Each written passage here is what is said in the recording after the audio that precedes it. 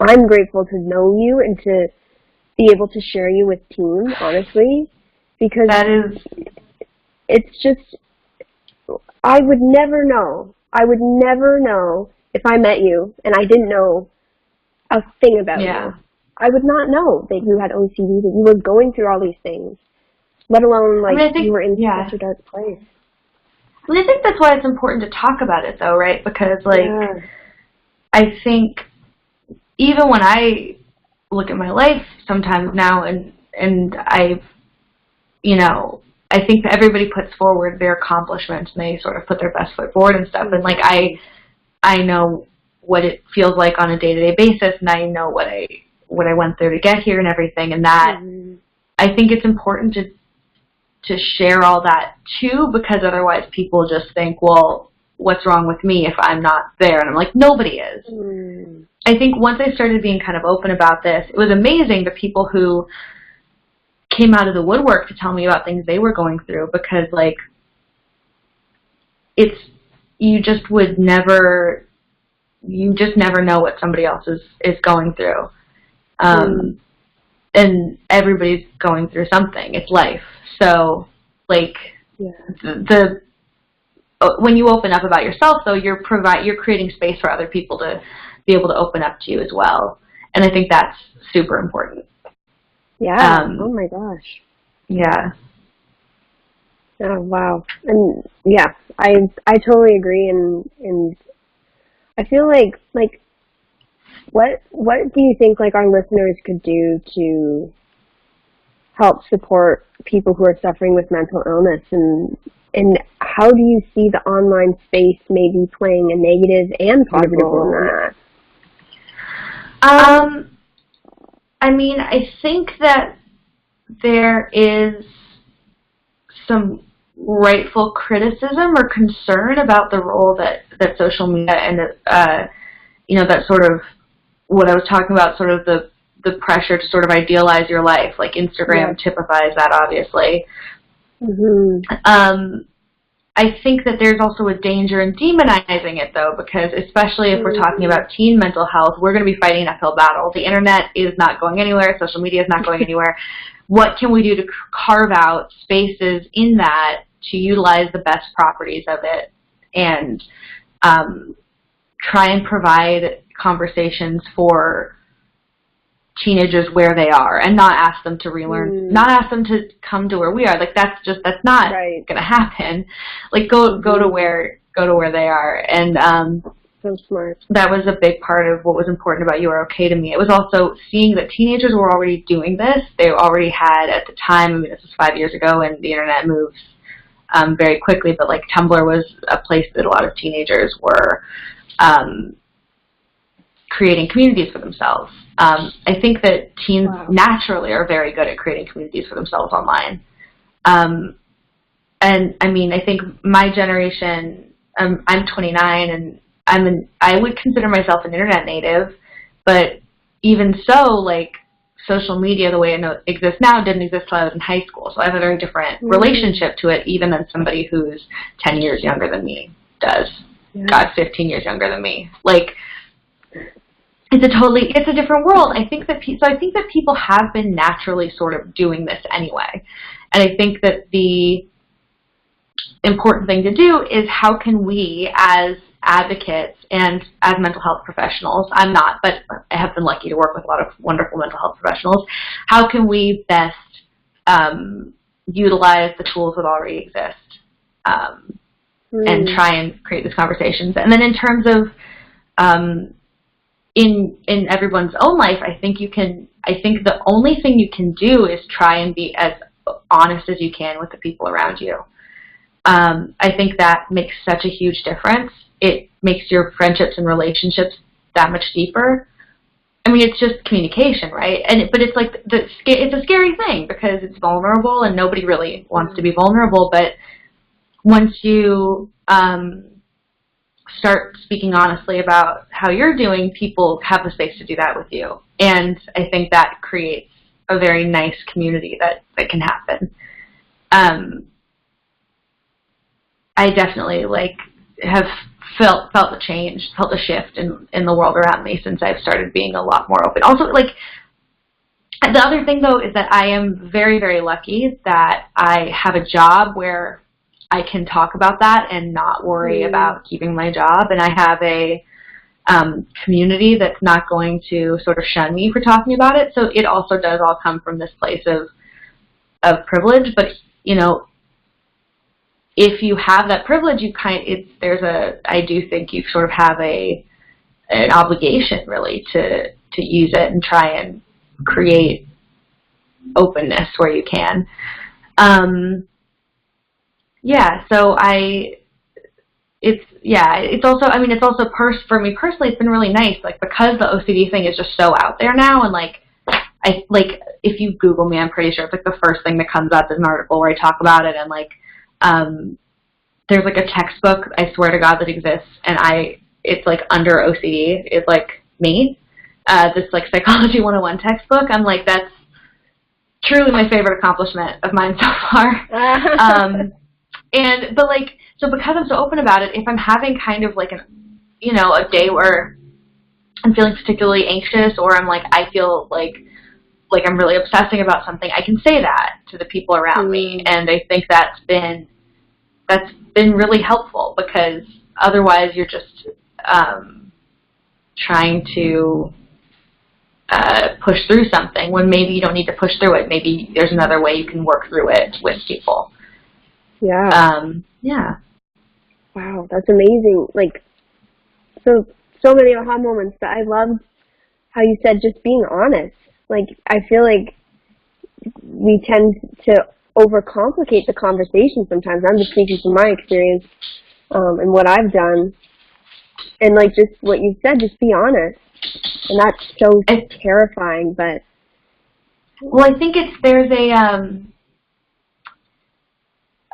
When it came to like doing UROK and stuff, the reason that it's videos that are sort of first person videos is because you can't be wrong when you're telling your own story from your own experience. And I think that we run into a lot of trouble when we try to tell other people's stories. Mental illness is something that's so personal. It's something that happens across intersections. There's it's such a personal experience, and it's experience. Even if the diagnosis is the same, it's a very personal experience based on so many other factors. So the only thing that I want to do is provide the space for people to tell their own stories, and I think that's the most effective thing we can do. Like, there isn't one story of getting through OCD. There's just the way it worked for me, in particular, the person that I am. It's so individual. So I think making sure that there are at least as many stories out there as possible is great, because then, like, anybody who's going to the site or anybody who's trying to see their story reflected can at least find something that either speaks to them, or they'll find like snippets of a bunch of different stories that resonate. But yeah, I think it's just important to have that first person perspective. Otherwise, I think that this conversation can exist sort of in the abstract, and I think that's I have sort of a problem with that, because it's not something that's abstract. I think it's great that there are like these sort of resources where it's like, if you are dealing with this thing, here is where you can get help. But it's very different if you're like, I dealt with this thing, here's what I did, maybe it'll work for you. I think that's just a lot more powerful. And also like makes people feel like they can be a part of that conversation, because it's not happening with people who are removed from it. It's happening with people who live with it. Wow. Yeah, and that would then also help with the isolation factor that you've shared a lot about. Yeah, that you're okay. I mean, that's, I think, the hugest thing is just that if you're in a situation where you feel like you can't talk about something, you do feel sort of isolated. And I think that can be one of the most painful parts of the whole thing, is that you feel like you're missing out on community. And if you're not in a physical community where you can express this and find people you relate to, it's really important to have an online community. Yeah. Yeah, I totally agree. And it's just, like you said, like it's great that just meeting kids where they're at, right? Meeting people where they're at with the online services. Yeah, exactly. Genius, Mrs. Jenny. I'm genius. Thank you.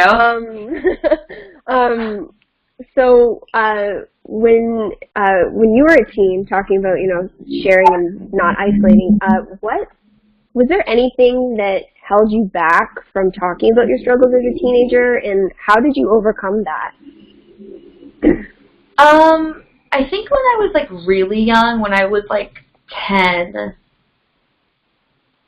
I've talked about this publicly, but that was, like, the first time I ever had, like, suicidal thoughts, and I just did not know what they were or how to talk about them. Mm-hmm. And I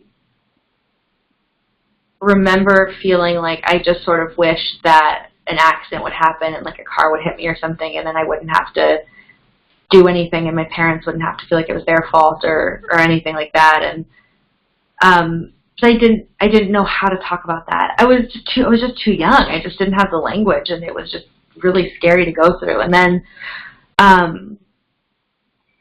when I was a teenager, I think the bigger thing, like, because at that point I sort of had my parents' support, and I had talked to them about it, and was able to talk about it on that level. I think the bigger thing was sort of the teenage thing of, like, I'm already sort of, like, nerdy, and kids can smell fear on you, and, you know, I got bullied a lot, and I think that it was just, why would I want to, you know, aggravate that? Like, why would I give anybody more ammo? And right.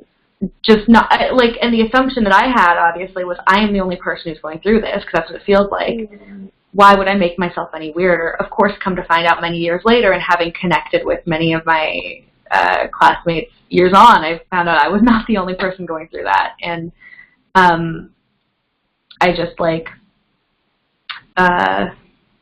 it was, but at the time it felt like, yeah, I'm not going to create more conflict for myself than I need to deal with right now. And it's not like I had, you know, I think that people were aware to some degree, like, at my school, like, the teachers and stuff, but yeah, I don't know what talking about it really would have looked like in an open way. I think that's just hard for teenagers. I think it is different now. I think that because teenagers are a lot more, like, confessional, and I think because everybody's more open, I think that things have shifted. But, you know, in high school in 2004 to 2008, I think it was a very different world. Yeah.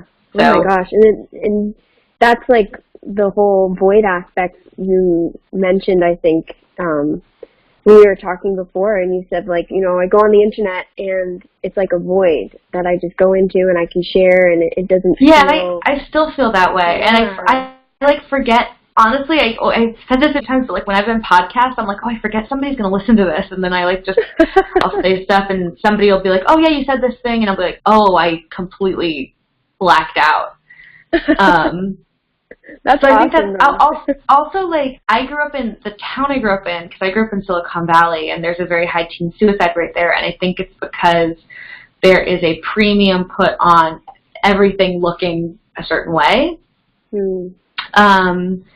And I think that it's very hard for the kids who grow up there, and it's a very high achieving place, and it's a place where everybody sort of wants to be perceived in a certain light, and, you know, mental illness will sort of, like, get in the way of things looking totally perfect. And I think, yeah, I don't know what it's like now, because I think a lot of good work has been done there, but it's a very specific and strange environment.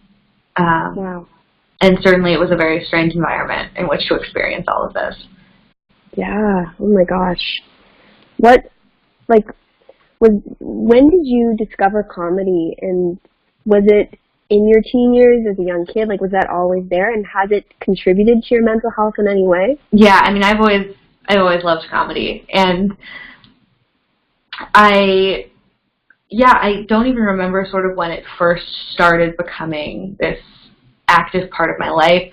I think, like, people, you know, sometimes ascribe being funny to having struggled, and I think that's a mistake because I think that starts to glamorize it, and I don't think that, I think it gives people sort of permission or makes people think that not treating their mental illness will help their creative process, and I have been there, and it doesn't work. Take care of your mental health, you'll still be funny. But I think that it was just always something that I gravitated towards because I think that it's a huge, like, relief. I mean, people like entertainment because it provides a respite from the horror of being alive. And I think that comedy is sort of like the most direct way to do that. Comedy is sort of laughing in the face of death. And I think that just always really appealed to me. And so I remember, like, when I was, like, in middle school and high school and, like, especially when I was really struggling, like, comedy was such a saving grace for me. I also felt, I just sort of voraciously watched it. And now I look back and I'm like, wow, that was, like, my best education was just I have this huge playbook of comedy to pull from. But I think the other thing that I think really drew me to it is that a lot of my heroes are people like Maria Bamford and Stephen Fry, who were some of the first people I heard talk about mental illness in a way that really resonated with me, especially Maria Bamford, who has OCD. And I had just been diagnosed when I heard her first album, and it blew my mind because I'd never heard somebody talk about the symptoms I was experiencing in this way, where it was, like, accessible and not scary and not totally diagnostic. It was explaining experience, which was so cool to hear, and to know that she was, and she's also been amazing in an ongoing way where she was, like, really open about being hospitalized later in her career, and it's so cool and important to have people like that. And the other thing is I was like, wow, like, she can do this thing, like, this might be a space where I could carve out a place for myself as well. And so I think I was just always really drawn to that. I wanted to, give back to people the sort of, like, relief that comedy has given me. And then You Are Okay became the more direct way to do that. But I'm really glad that I've sort of found my way back into the writing world, because I did take a break from it for about 2 years just to get You Are Okay off the ground. And but it all feels like it's part of the same mission, I think.